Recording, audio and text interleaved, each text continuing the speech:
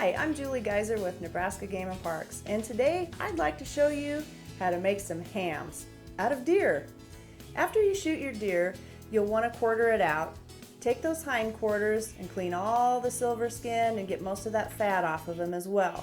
Now I typically shoot a little bit smaller deer, mainly because the smoker that I have doesn't handle larger deer hindquarters very well.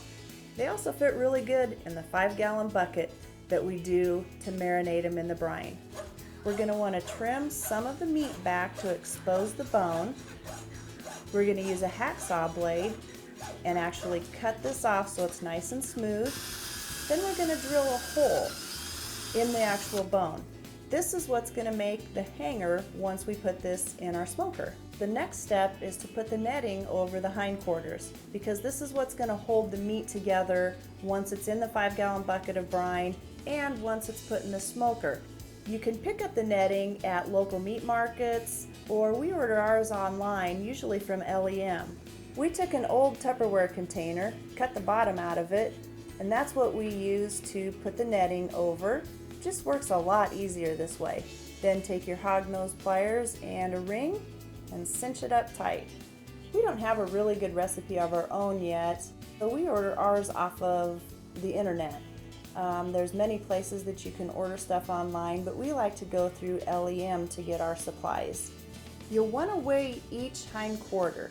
For each 10 pounds of weight, you'll want to mix 2.8 ounces of ham cure with 1 quart of clean water. You'll want to adjust your cure and water to the weight of your hams, or they will be a little salty or not properly cured. Then insert it into the ham in several different locations. And as you pull the needle out, just kind of rub your finger on that exit hole. That's going to help keep some of that brine inside the meat, and it won't want to seep out quite as much. We also have a lid that we found in our pots and pan drawer that fits the diameter of a 5-gallon bucket. Then we push the hindquarters down with the lid.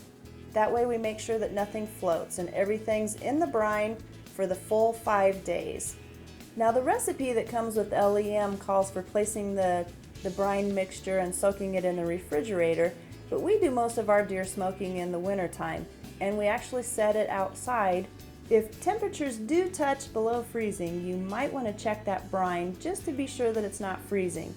We use a simple kitchen knife to do the hanging from the wire rack in the smoker. I like to use the whiskey wood chips.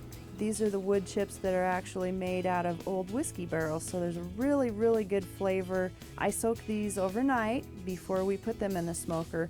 You don't want to put dry wood chips in the smoker because they'll just kind of disintegrate.